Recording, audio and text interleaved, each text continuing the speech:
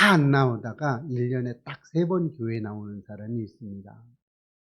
그 사람이 누구냐면 부활절날 오고 추수감사절날 오고 성탄절. 예? 성탄절. 성탄절날 오고 이렇게 3일 딱 오죠. 왜요? 그때 뭐 주거든. 그때만 딱 줘요. 그래서 하고 제가 이제 성탄절 날은 저도 이제 무속신앙으로 있었지만 성탄절 나와서 막 이렇게 노래 부르고, 그때는 뭐 노래였지, 지금은 찬양이지만 노래 부르면 절에 다니고 무속을 섬겼지만 그 사람들을 박대하진 않았어요. 그리고 그냥 먹을 것도 이렇게 주고, 어머니가 이렇게 먹을 것도 주고, 뭐 안 되면 막 고구마도 막 이렇게 주고 그랬는데, 요즘은 박해를 하죠. 그렇게 하면 신고합니다.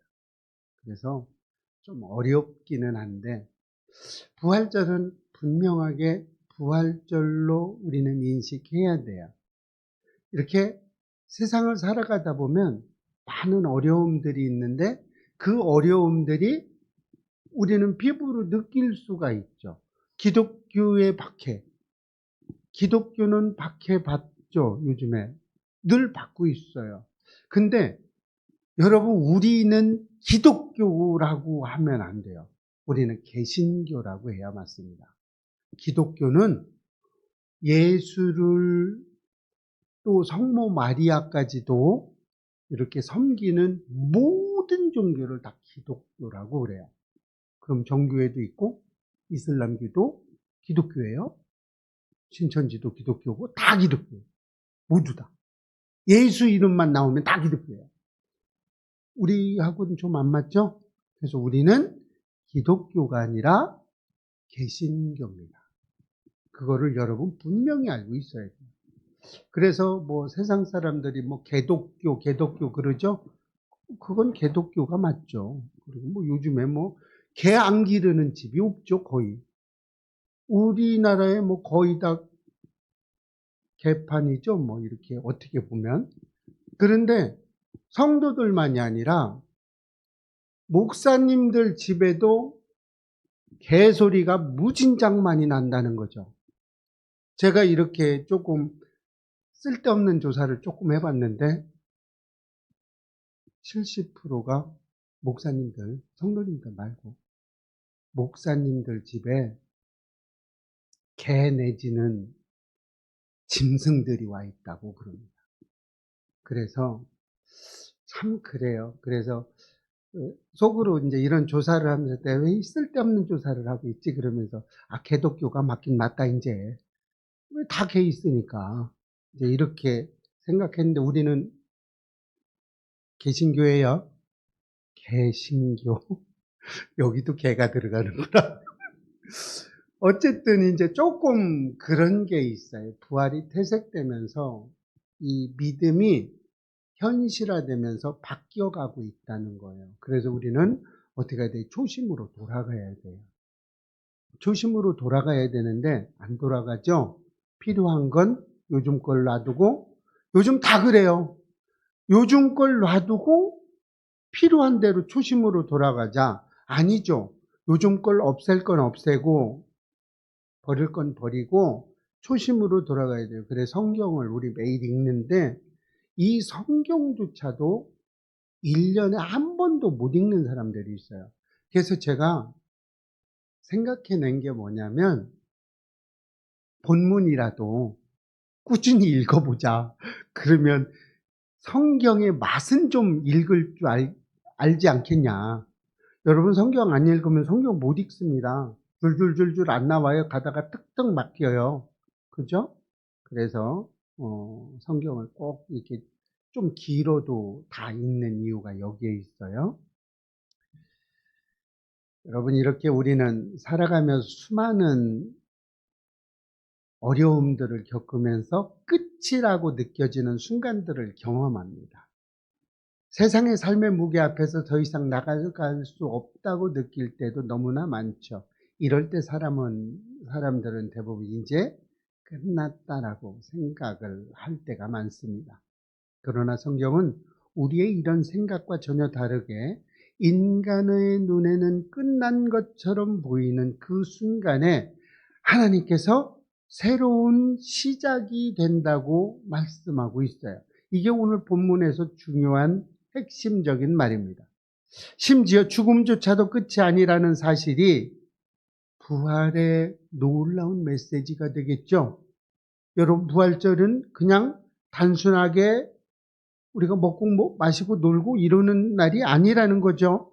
사도 바울은 고린도 교회 성도들에게 이 놀라운 비밀을 지금 전하고 있어요. 썩을 것이 썩지 아니할 것을 입고, 참 아이러니하죠? 계속 오늘 썩을 것이 나오고 막 그러죠? 죽을 것이 죽지 아니함을 입는다는 이 진리는 위로의 말이 아니에요. 실제로 이루어질 하나님의 약속이라는 거예요. 이게 확 와닿아요. 와닿으셔야 돼요. 고린도 교회가 처했던 시대는 혼란과 박해 속에 있었을 때예요. 많은 사람들이 부활을 의심했고 죽음 이후의 삶을 부정하기까지 했어요. 이런 상황 속에서도 바울은 부활은 반드시 있다. 그리고 부활은 승리다라고 분명하게 선포하고 있어요. 그래서 오늘 본문의 말씀을 통해서 우리에게 주어진 부활의 의미가 무엇인지 함께 살펴보고 은혜 받고 우리 삶에 적용해서 부활의 승리를 마음껏 누리는 저와 여러분 되시기를 축복합니다. 부활은 죽음을 넘어서는 승리입니다. 본문 55절 있죠? 시작. 사망아, 너의 승리가 어디 있느냐? 사망아, 내가 쏘는 것이 어디 있느냐? 여러분한테 가장 큰 두려움이 뭐예요? 죽음이죠, 죽음. 죽음 앞에 장사 없어요. 다 두려워합니다. 죽는다는 것을 두렵지 않다고 이야기하는 사람이 거의 없어요. 죽음은 누구도 피할 수 없고 모든 것이 끝나는 것처럼 보이기 때문에 그래요. 그래서 사람들은 죽음 앞에서 무력함을 느끼고 깊은 절망에 빠지게 됩니다. 그러나 오늘 본문에서 사도 바울은 놀라운 선포의 말씀을 우리에게 전해주고 있어요. 그게 뭐예요? 죽음을 향해서 뭐라고 그래요? 너의 승리가 어디 있느냐고 외치고 있어요. 더 이상 죽음이 승리가 아니라는 사실을 지금 분명하게 지금 바울이 얘기해주고 있어요. 여러분 이렇게 선포할 수 있어요? 죽음한테 네 승리가 어디 있냐고 이렇게 말할 수 있어요? 여러분 죽음을 이길 수 있는 사람만 이렇게 이야기할 수 있다는 거죠. 이 선포의 말씀은 예수 그리스도의 부활을 통해서 이미 이루어진 사실이에요. 여러분 이 말씀이 계속 믿겨지셔야 돼요. 예수님께서 십자가에서 죽으시고 다시 살아나심으로 죽음의 권세를 완전하게 퍼펙트하게 깨버렸죠. 죽음이 이제는 우리를 이길 수 없어요. 어떤 사람? 진정한 그리스도인, 무늬만 그리스도인은요. 여러분 성경에서 진짜 중요한 말을 하고 있죠. 주여 주여 하는 자마다 다 천국에 못 간다고 얘기하고 있어요. 여러분은 좀 이럴 때 깊이 한번 생각해 보셨어요? 나는 죽으면 천국 갈 수 있을까? 아니요. 또 조금 더 바꿔서 얘기하면 나는 지금 천국의 백성답게 행동을 하고 있는가? 내 행동이 과연 천국 갈 수 있는 행동인가라는 거죠. 그러므로 이제는 죽음에 우리를 정복하는 존재가 아니라는 거예요. 죽음이 나를 정복하지 못한다는 거예요. 주님 안에서 지나가는 그냥 과정일 뿐이에요. 이 육신의 과정의 한 방편이 되는 거죠. 여러분 우리의 삶 속에서 끝나는 것처럼 느끼는 순간들이 너무나 많죠. 우리의 삶에서 해결되지 않는 상황들이 마치 모든 것을 무너뜨리는 것처럼 보여질 때가 많습니다. 그러나 부활의 주님 오늘도 우리에게 그것이 끝이 아니다라고 이야기하고 있어요. 내가 이미 승리했다고 우리에게 지금 선포해주고 있는 거예요. 내가 이겼다 해라. 그러면 우리는 죽음과 같은 절망 앞에서 두려워하지 않으셔야 돼요. 이미 주님께서 승리하셨고 그 승리가 우리의 것이 되었기 때문입니다. 이제 우리는 환경이 아니라 부활의 주님을 바라보아야 될 때죠. 그러므로 우리는 어떤 고난과 역경 속에서도 끝났다는 생각 대신에 하나님이 해주신다라고 우리는 믿고 붙들어야 돼요. 하나님께서 내 일을 일하시어 주시는 거죠. 우리는 하나님 일을 하고 하나님은 내 일을 해주신다는 거죠. 그러니까 어떤 고난과 역경 속에서 어떤 핍박 속에서도 뭐라고 그래야 돼요? 하나님이 내 일 해주는데 내가 못 이길 게 뭐 있어요? 하나님이 내 편인데. 여러분의 행동이 하나님이 내 편인 것처럼 행동하고 있죠? 그 삶이 되어야 됩니다. 두려울 때마다 부활의 주님을 기억하시고 담대히 나아가시기를 바랍니다. 그리고 절망 가운데 있는 사람들에게 이 부활의 소망을 우리는 어떻게 해야 돼요? 전해주는 삶을 살아야 된다는 거죠. 부활은 미래의 사건이 아니에요. 지금 우리의 삶 속에 두려움을 이기게 하는 능력이 있다는 겁니다. 그래서 오늘도 그 승리가 우리의 삶 가운데 실제가 되시기를 소망합니다. 부활은 우리의 존재를 새롭게 하는 승리입니다. 본문 53절입니다. 시작. 이 썩을 것이 반드시 썩지 아니할 것을 입겠고 이 죽을 것이 죽지 아니함을 입으리로다. 부활은 완전히 새로운 존재로 변화되는 사건으로 지금 선포해주고 있죠. 썩는 것에 하는 게 아니라 완전히 새롭게 된다는 이야기를 하고 있습니다. 우리가 지금 가지고 있는 이 육체는 연약하고 병들어서 결국은 쇠하여지는 한계를 가지고 있어요. 이 육신은요, 시간의 차이만 있을 뿐이지 없어집니다. 어디로 가요? 흙으로 돌아가죠. 흙으로 돌아가는 인생으로 가는 거예요. 그러나 하나님은 이 썩을 몸을 썩지 아니할 몸으로 바꾸신다고 말씀하셨어요. 썩지 아니할 몸이 뭐예요? 부활이라는 거죠. 이 말씀은 미래 이야기가 아니라고 지금 계속해서 이야기하고 있어요. 하나님께서 반드시 이루어질 약속의 말씀이에요.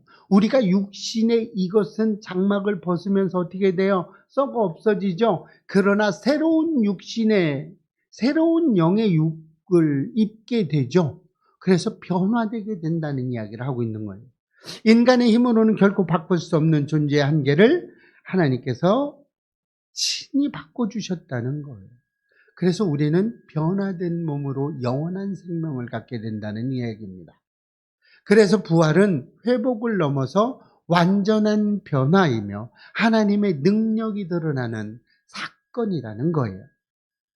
하나님은 우리를 과거와 현재의 연약함에 머물도록 내버려 두지 않으신다는 거예요. 우리가 아무리 부족하고 연약할지라도 부활의 능력으로 우리를 새롭게 해주신다는 이야기입니다. 그래서 우리는 지금 내 모습, 이 내 모습 때문에 낙심할 필요는 없어요. 하나님께서 이루실 미래가 있기 때문에 그래요.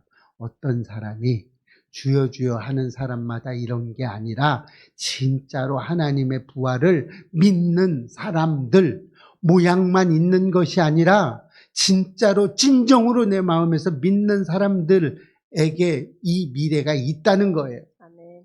모양만 있는 사람에게는 없다는 얘기죠. 반대로 이야기하면. 우리는 종종 자신의 한계를 바라보면서 좌절합니다. 반복되는 실패와 변화되지 않는 모습에 스스로를 포기하고 싶을 때도 있습니다. 그러나 부활의 주님은 우리를 끝까지 절대 포기하지 않으세요. 오히려 완전히 새롭게 하실 것을 약속하고 계십니다. 그러므로 우리는 자신의 연약함 때문에 낙심하지 마시고 하나님이 이루실 변화를 기대해야 합니다. 아멘. 그리고 과거의 실패에 묶이지 말고 부활의 능력 안에서 새로운 삶을 시작해야 합니다. 또한 날마다 주님과 동행해서 조금이라도 변화되는 삶을 살아가시기를 축복합니다. 아멘. 좀 변화됐으면 좋겠어요. 어제도 아니고 오늘도 아니고 내일도 아니고 이 생활 이제 좀 접었으면 좋겠어요. 이제 좀 변화의 모습을 좀 보여줬으면 좋겠습니다. 이렇게 부활은 우리의 존재를 근본적으로 새롭게 하는 하나님의 은혜예요. 이 놀라운 변화의 약속을 붙들고 오늘도 소망 가운데 살아가는 저와 여러분 되시기를 소망합니다. 아멘. 부활은 오늘의 삶을 견고하게 하는 승리라는 거죠. 본문 58절입니다. 시작. 그러므로 내 사랑하는 형제들아 견실하며 흔들리지 말고 항상 주의 일에 더욱 힘쓰는 자들이 되라. 사도 바울은 부활의 영광을 설명한 후에 바로 어떻게 해요? 우리의 삶의 태도를 권면하고 있죠. 부활했으면 이제 바뀌어야 될 게 있죠. 우리의 태도죠. 부활은 미래의 소망으로 끝나는 것이 아니라는 거죠. 오늘을 살아가는 우리의 삶을 붙들어주는 능력이 있기 때문에 그래요. 그래서 바울은 견실하며 흔들리지 말라고 지금 말씀하고 있는 거예요. 여러분의 삶이 흔들리지 않고 있는 건가요? 여러분의 삶이 안 흔들리고 있으셔야 돼요. 그러나 우리의 삶은 흔들릴 수밖에 없죠. 예상치 못한 문제와 고난, 그리고 반복되는 일상의 무게가 우리를 지치게 만들 때가 있습니다. 열심히 살아도 아무런 열매가 없는 것처럼 느껴질 때 우리는 쉽게 낙심하고 포기하고 싶어지죠. 그러나 부활의 진리는 우리의 삶이 결코 헛되지 않다는 사실을 보여주고 있는 거예요. 하나님 안에서 드려지는 모든 수고와 헌신은 반드시 어떤 의미를 가지며 하나님께서 기억하시고 열매 맺게 하신다는 겁니다. 이것이 바로 부활신앙이 주는 현재적 능력이 되는 거예요. 여러분, 부활신앙이 가지고 있는 이 현재적 능력이 몸으로 확 와 닿아요? 오늘 우리가 드리는 예배와 기도, 섬김과 헌신이 때로는 보잘것없이 보일 수 있어요. 그렇죠. 아직 크지 않은 교회에서 보이지 않는 속에서 끊임없이 헌신하고 봉사하는 우리 성도들, 하나님은 절대 그냥 두지 않는다는 거예요. 결코 헛되게 하지 않으신다는 거예요. 반드시 열매 맺게 해주신다는 거예요. 그래서 우리는 어떤 상황이라도 흔들리지 말아야 한다는 거죠. 눈에 보이는 결과가 없을 수도 있겠죠. 사람들이 인정하지 못할 수도 있어요. 인정받지 못할 수도 있다는 이야기입니다. 그러나 우리는 낙심할 필요가 절대로 없어요. 그리스도인들은 하나님께서 반드시 이루실 것을 믿기 때문에 그렇습니다. 그래서 우리는 상황이 아니라 하나님의 약속을 붙들고 흔들리지 않는 삶을 살아야 합니다. 그리고 작은 일에도 충성하며 주의 일에 더욱 힘쓰는 자세를 가져야 한다는 거예요. 또한 결과를 하나님께 맡기고 끝까지 인내하고 순종하며 나아가야 합니다. 주님의 부활은 우리의 오늘을 붙들어주는 힘이 있고 능력이 있기 때문에 그렇습니다. 이런 확신으로 어떤 상황에서도 흔들리지 않고 끝까지 달려가는 삶이 되시기를 바랍니다. 부활은 단순한 사건이 아니에요. 선포의 말씀인 거예요. 부활은 예수 그리스도께서 그냥 말한 것이 아니라 삶의 본으로 선포의 말씀인 거예요. 죽음은 더 이상 승리가 아니다라는 거예요. 절망은 더 이상 끝이 아니라는 거예요. 우리의 삶은 결코 헛되지 않는다고 지금 말씀하고 있는 겁니다. 예수님의 부활은 이미 승리를 이루셨고 그 승리를 우리에게 주신 거예요. 어떤 사람에게? 예수 그리스도를 진정으로 믿는 사람에게 그렇다는 겁니다. 그러므로 우리는 어떤 상황 속에서도 낙심하지 마시기를 바랍니다. 주님의 부활의 주님이 우리를 이끌어주기 때문에 그렇습니다. 이 믿음으로 세상이 감당하지 못하는 우리 예배교회 성도님들이 되시기를 주의 이름으로 축원합니다.